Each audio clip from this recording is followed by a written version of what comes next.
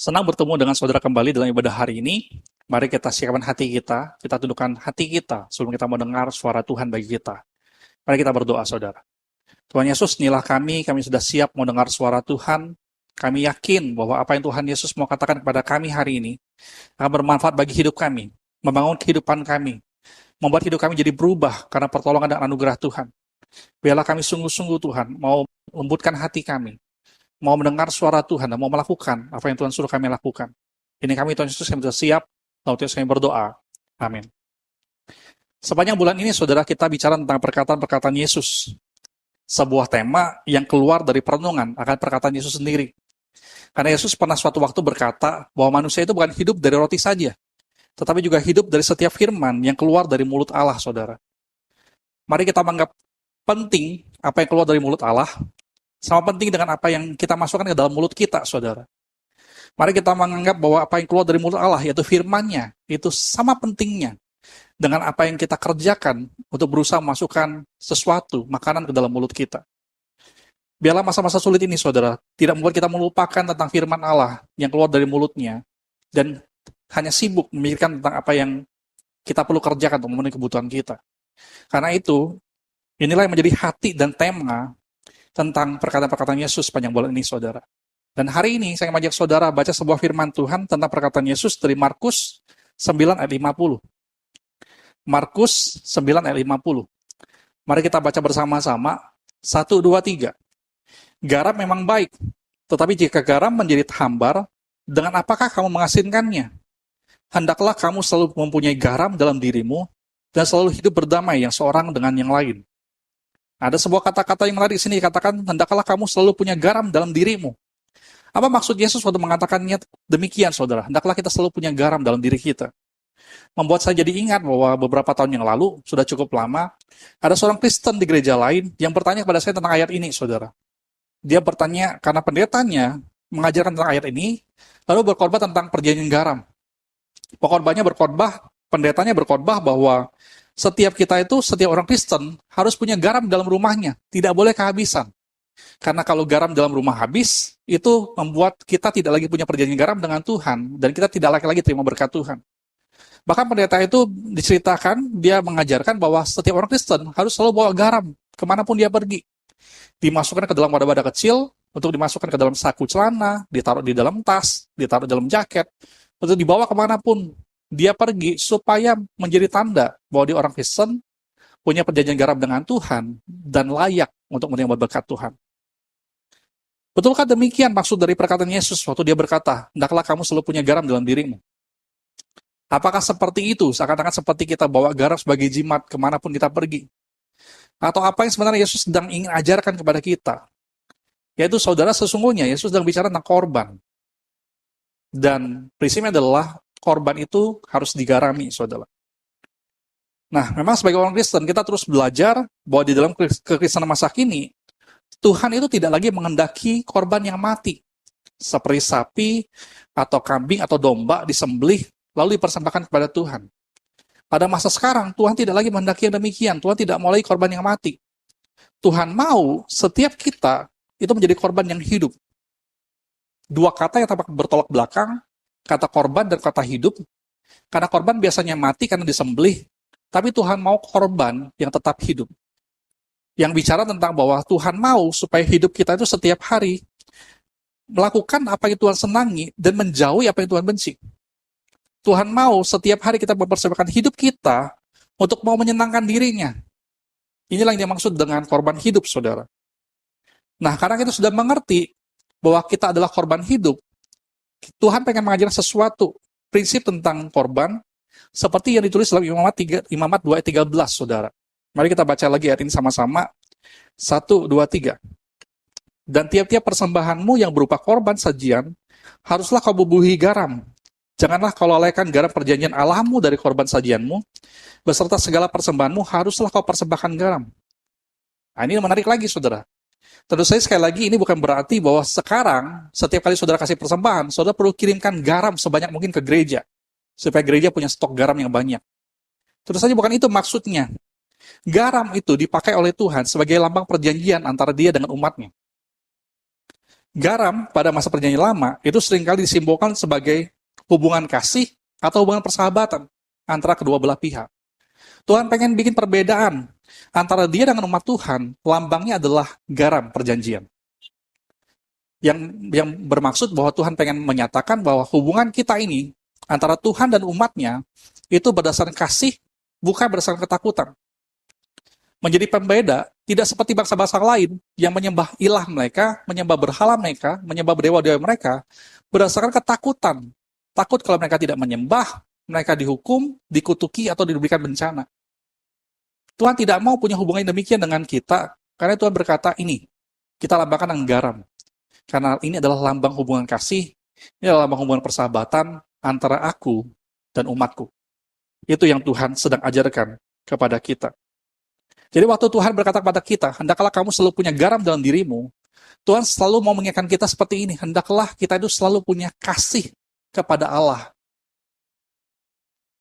Tuhan mau, jangan sampai kasih kita kepada Allah di dalam diri kita itu habis, atau hilang, atau menjadi hambar. Bukankah ini seringkali saudara dipakai sebagai alasan oleh banyak pasangan untuk berpisah? Berkata, sudah tidak ada perasaan lagi. Hubungan sudah jadi hambar, nggak sama lagi. Pisah saja deh, cerai saja deh, putus saja deh.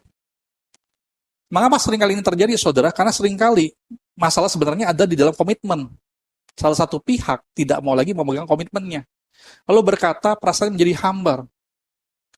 Terlebih lagi seringkali yang dilakukan atau terjadi karena komunikasi sudah tidak lagi dilakukan dengan baik. Komunikasi tidak lagi dilakukan dengan rutin. Saya pernah mendengar tentang pasangan yang pacaran, tapi udah 2 bulan nggak pernah kontakan. Bagaimana mungkin hubungan kasih masih ada di antara mereka? Saya pernah mendengar tentang pasangan suami istri yang masih tinggal di rumah, masih tidur di kasur yang sama, tapi sudah nggak pernah bicara lagi tahunan. Bagaimana mungkin hubungan kasih masih bisa terus menyala di dalam diri mereka?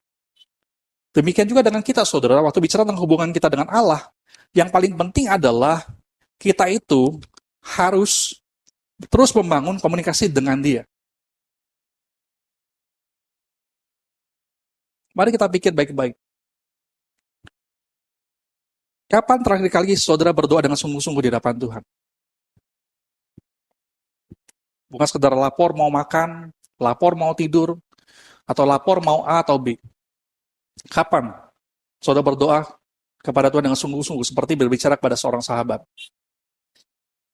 Kapan terakhir kali saudara baca renungan setiap pagi dengan sungguh-sungguh?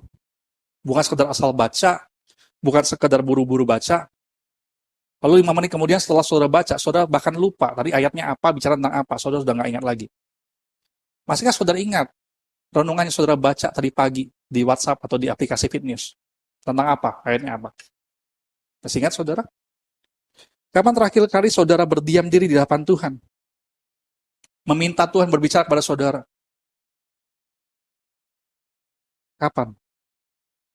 Tuhan mau kita ingat kembali kasih kita yang mula-mula kepada Tuhan.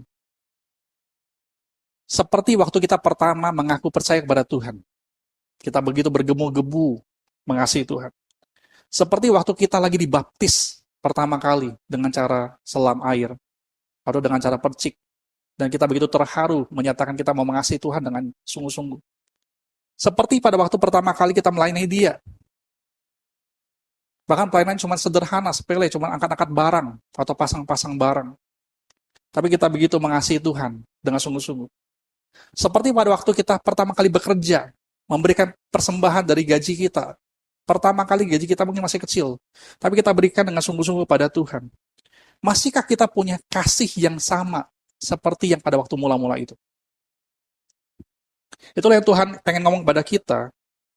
Sebagai korban hidup, hendaklah garam itu, kasih kepada Tuhan itu, tetap ada terus dalam kehidupan kita sampai selamanya. Jangan biarkan kasih itu menjadi hilang atau hambar. Mari kita kembali kepada kasih kita yang mula-mula kepada Tuhan, saudara. Yang kedua, waktu Tuhan bicara soal garam, Tuhan itu bicara tentang sesuatu yang berdampak sangat nyata. Rasa asin itu kan sangat nyata, saudara ya. Waktu bicara tentang garam, Tuhan bicara tentang berdampak yang sangat nyata. Karena begitulah seharusnya kehidupan kita sebagai korban hidup berdampak nyata terhadap orang-orang sekitar kita. Kalau kita sungguh-sungguh menjadi korban hidup, orang-orang sekitar kita bakal merasakannya. Bakal merasakan kasih kita kepada Tuhan, dan bakal merasakan kasih kita kepada mereka juga.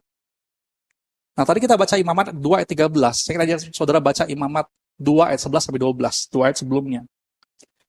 Imamat 2 ayat 11 sampai 12 kita baca sama-sama 1 2 3. Suatu korban sajian yang kamu persembahkan kepada Tuhan, janganlah diolah beragi, karena dari ragi atau dari madu tidak boleh kamu membakar sesuatu pun sebagai korban api-apian bagi Tuhan. Tetapi sebagai persembahan dari hasil pertama boleh kamu persembahkannya kepada Tuhan, hanya janganlah dibawa ke atas mezbah menjadi bau yang menyenangkan bagi Tuhan. Ini menarik dikatakan, saudara. Tuhan menyatakan bahwa ragi dan madu tidak boleh dijadikan sebagai korban bakaran, sebagai bau harum yang dibawa kepada Tuhan. Sekali lagi dikatakan ragi tidak boleh. Madu juga tidak boleh. Hanya garam yang boleh ditambahkan kepada korban. Yang tadi sudah kita belajar bahwa garam itu berarti tentang kasih kita kepada Allah. Itu garam. Apa lambang daripada ragi, saudara? Ragi dalam Alkitab seringkali dipakai untuk melambangkan sesuatu yang sengaja dibesar-besarkan. Bicara tentang kesombongan atau kemunafikan. Bicara tentang sesuatu yang hanya make up, bukan yang asli. Itu bicara soal ragi. Dan madu, itu di dalam Alkitab seringkali melambangkan tentang kesenangan duniawi. Pesan rohani ini adalah, waktu Tuhan berkata kita mau jadi korban yang hidup, marilah kita tidak melakukannya dengan penuh kepalsuan, penuh kesombongan, atau penuh kemunafikan, seperti kita pakai ragi, atau kita juga tidak bisa menjadi korban yang hidup kalau kita teracuni oleh kesenangan duniawi, saudara. Bukan tidak boleh sama sekali kita menikmati madu atau kesenangan duniawi. Tapi seperti dalam Amsal 25, dikatakan makanlah secukupnya kalau kita punya madu. Jangan makan terlalu banyak yang membuat kita akhirnya jadi muntah, karena seperti keracunan. Secara medis bahkan dikatakan, saudara, betul madu itu baik kalau diminum secara cukup. Tetapi kalau berlebihan, ternyata madu punya efek samping, bisa meningkatkan gula darah, bisa merusak saluran cerna, bisa membuat kita sakit perut, menjadi mual, muntah seperti keracunan, merusak gigi, dan masih banyak pengaruh buruk lainnya kalau kita terlalu banyak makan madu. Secukupnya. Jangan berlebihan dengan kesenangan duniawi sampai kita keracunan, saudara. Maka apa yang perlu kita lakukan kalau saudara sedang kebanyakan madu, saudara sedang lagi kebanyakan punya kesenangan duniawi? Sederhana, jangan makan sendirian. Saudara makan secukupnya, lalu bagi saudara kepada orang-orang lain. Bagikan. Jangan menjadi tamak atau serakah lalu dimakan sendiri. Sederhananya, saudara, kita tidak bisa menjadi korban hidup kalau kita hidup seperti ungkapan seperti ini, saudara. Yaitu kita hidup jadi orang yang cuma bisa sombong atau pamer, tapi tidak tahu mengasihi. Ini menjadi nasihat bagi kita. Jadi orang, jangan cuma bisa sombong atau pamer, tetapi sesungguhnya tidak tahu mengasihi. Bukankah ini seringkali terjadi pada masa kini dalam dunia media sosial? Ada banyak orang yang memamerkan tentang apa yang mereka punya, menyombongkan apa yang mereka punya. Tetapi sesungguhnya orang-orang sekitar mereka tidak merasakan sungguh-sungguh kasih yang mereka punya terhadap orang-orang yang dekat dengan mereka. Sebagai anak-anak Tuhan, saudara, mari kita jangan jadi orang yang mau Kristen, tetapi hidupnya seperti kebanyakan ragi dan keracunan madu. Cuman tahu untuk sombong, menjadi munafik, suka pamer, tetapi tidak tahu berbagi. Padahal, saya pernah ngomong ini, kita paling mirip dengan Yesus ketika kita suka berbagi dan mau memberi. Kita paling mirip dengan Tuhan Yesus ketika kita suka memberi dan berbagi. Mari, saudara, kita menjadi korban hidup yang digarami, yang punya kasih kepada Tuhan, yang itu membuat kita punya kasih yang nyata kepada orang-orang sekitar kita juga. Kita menikmati madu secukupnya, lalu kita bagikan kepada orang-orang lain. Itulah yang dimaksud dengan kita menggarami kehidupan kita dengan kasih Tuhan kepada sesama. Sebagai penutup, sekali lagi, saya ajak saudara baca ayat ini sekali lagi supaya kita ingat. Markus 9:50. Kita baca sekali lagi sama-sama. Garam memang baik, tapi kalau garam menjadi hambar, dengan apakah kamu mengasinkannya? Hendaklah kamu selalu punya garam dalam dirimu dan selalu hidup berdamai yang seorang dengan yang lain. Tuhan mau, sekali lagi kita selalu hidup punya garam, punya kasih kepada Tuhan. Mempunyai kasih kepada Tuhan, sekali lagi itu bicara tentang garis ke atas, betul kan? Itu bicara tentang garis ke atas. Kasih kepada Tuhan. Dan mempunyai kasih nyata juga, harus kepada sesama, itu garis ke samping. Dan waktu garis ke atas dan ke samping bertemu, itulah yang dimaksud dengan salib, simbol kasih Tuhan kepada kita, dan simbol apa yang kita perlu kerjakan setiap hari, berbagi kasih kepada orang-orang yang ada Tuhan tempatkan di sekitar kita, dekat dengan kita.